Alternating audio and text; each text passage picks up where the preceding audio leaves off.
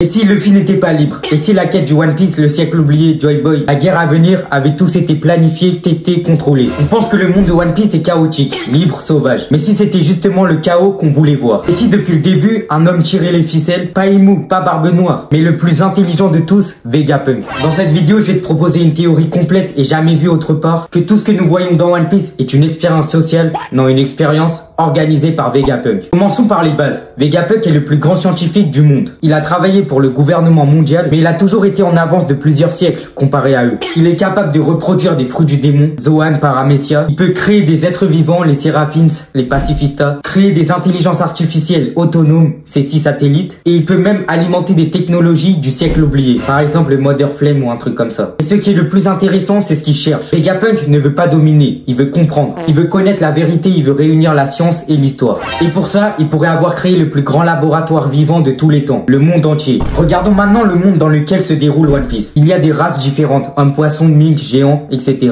Des pouvoirs surnaturels, fruits du démon, des différences sociales de baisers, nobles, pirates, et même un siècle entier qui a été effacé par le gouvernement mondial, appelé le siècle oublié. Et si tout ça n'était pas un accident, mais un environnement conçu pour tester quelque chose? Je vais maintenant vous donner 3 hypothèses de test. 1. Test social. Vegapunk observe comment les sociétés réagissent aux inégalités extrêmes. Comment naît la rébellion, la justice, la loyauté. 2. Test biologique. Il veut comprendre l'évolution de l'humanité dans un monde rempli de pouvoirs mutants, qui sont les fruits du démon. Les Seraphins, qui pour lui sont des pirates parfaits. Vegapunk étudie les limites du corps et de l'âme. 3. Test historique philosophique. Il reconstitue les conditions de l'ancienne civilisation pour voir si l'histoire va se répéter. Joy Boy est-il un mythe ou Luffy est-il sa réincarnation programmée? Luffy, c'est le symbole ultime de la liberté. Le soleil, la joie, l'imprévu. Mais est-ce que cette liberté ne serait pas justement ce que Vegapunk voudrait tester? Le fruit de Luffy, Ito Itonomi modèle Nika, qui est un putain de fruit mythique ignoré par le gouvernement, sauf par les 5 doyens. Vegapunk le connaît, il sait ce que c'est, mais il ne dit rien. Pourquoi laisse-t-il Luffy et ses amis accéder à Egghead au cœur de ses secrets? Pourquoi ne l'arrête-t-il pas alors qu'il est le seul à pouvoir le faire scientifiquement? Vegapunk observe.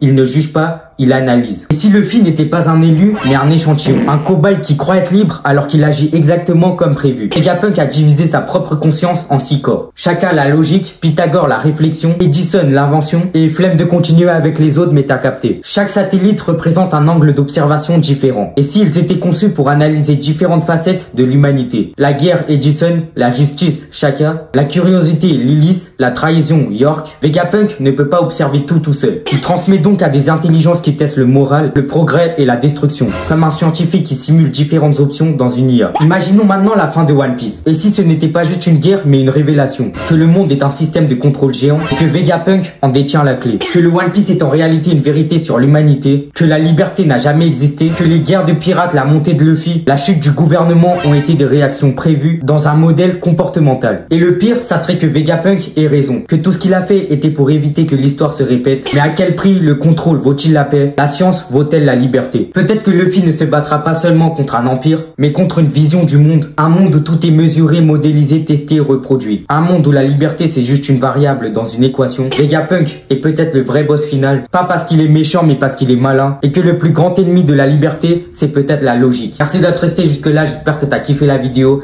Si c'est le cas, n'hésite pas à la liker, à t'abonner et surtout à activer la cloche de notification. Dis-moi en commentaire ce que tu penses de cette théorie. On se retrouve très bientôt pour de nouvelles vidéos. Au revoir.